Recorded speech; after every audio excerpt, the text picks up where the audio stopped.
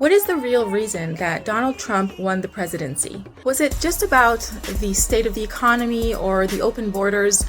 I believe it wasn't. I believe it was in something else. You see, Donald Trump portrayed a unifying type of leadership.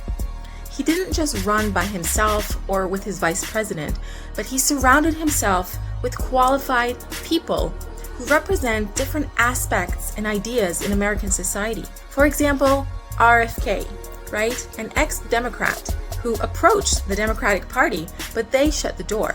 And so he went to Trump, and Trump opened the door.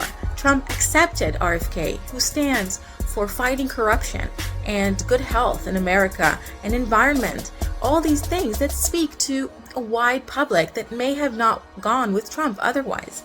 And then he took in Elon Musk, another genius who has a lot of followers and who is also different, but Trump took him in.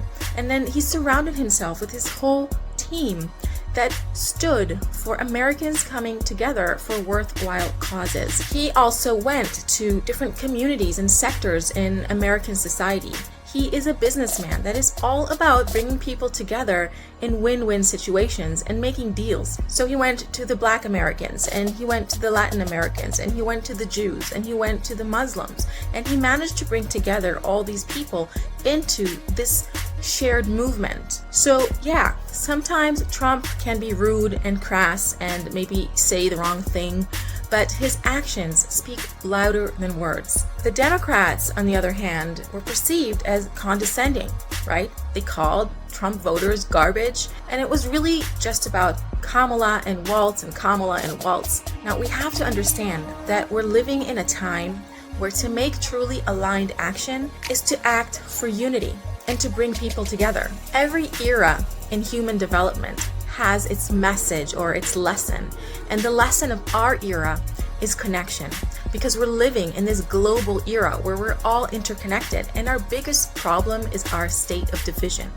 So a leader who knows how to pull people in, how to create a diverse group of people around them and lead different people together under a shared cause that is for the good of the people, this is the kind of leadership that wins, that succeeds, because it's aligned with our process of evolution. I think our challenge today is to really overcome our divisive media, to overcome the divisive sentiment, and to join hands together for a better future, even if it's really hard for you to agree right now with somebody who voted differently than you. Remember that we are divided because of the narratives that we're being fed. So what we can learn from Trump and his campaign is that if we want to win in our world today, wherever it is, whether it's in your family or your relationship, your business, or society, we want to think togetherness. We want to think joining hands with people who are different from us, who think different from us, who can bring different aspects, different ideas, different approaches. We want to think unity.